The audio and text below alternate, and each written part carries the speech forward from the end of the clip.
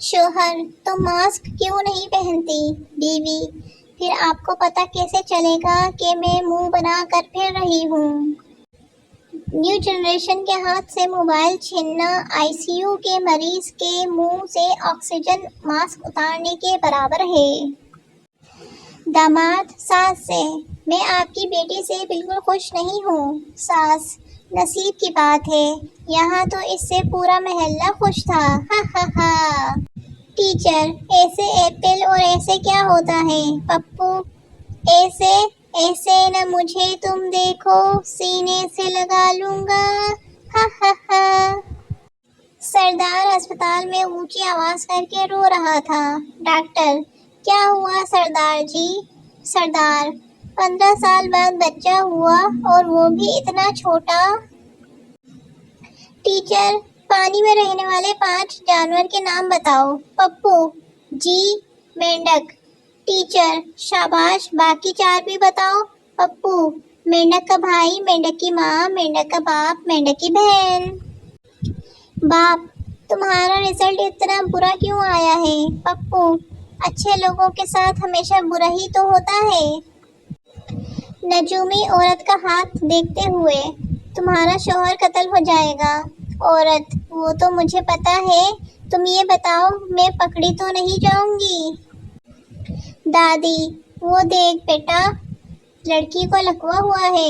لڑکا: نہیں دادی، وہ سیلفی لے رہی ہے، ہا ہا ہا۔ ایک فقیر نے آواز لگائی: بہن روٹی دے دو، بھوک لگی ہے۔ اندر سے آواز آئی: تیری بہن بھیگی گئی ہے، تیرا بہنوئی بھی بھوکا ہے، ہا ہا ہا۔ ٹیچر: کسی ایسی جگہ کا نام بتاؤ جہاں بہت سارے لوگ ہوں، پھر بھی تم اکیلا محسوس کرو۔ پپو: امتحان ہال۔ آج اس کو سڑک کے درمیان میں روتا دیکھا تو بھاگ کر جا کر کندھے دے دیا، تھپڑ مار کر بولی: پوری ٹک ٹاک خراب کر دی۔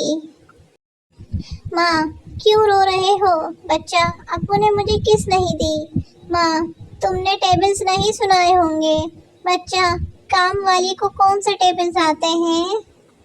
ٹیچر: خون کے الگ الگ گروپس کیوں ہوتے ہیں؟ میں: تاکہ مچھر ایک ہی فلیور پی پی کر بور نہ ہوں۔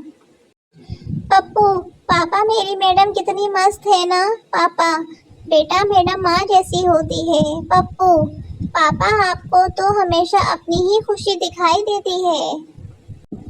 محبت ہمیشہ موٹی لڑکی سے کرنی چاہیے تاکہ وہ آپ کو چھوڑ کر بھاگ نہ سکے، ہا ہا ہا۔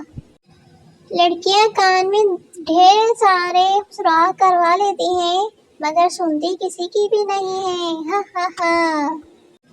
سارا ہفتہ صبح اٹھنے میں موت پڑتی ہے اور اتوار والے دن ایسے آنکھ کھلتی ہے جیسے میں نے قوم سے خطاب کرنا ہو۔ ٹیچر اسٹوڈنٹ سے: کلاس میں کون شور کر رہا تھا؟ اسٹوڈنٹ: مجھے کیا پتا، میں تو اپنی باتوں میں لگا ہوا تھا۔ بیوی: سنیے جی، یہ خوش نصیب کو انگریزی میں کیا کہتے ہیں؟ شوہر: ان میرڈ، ہا ہا ہا۔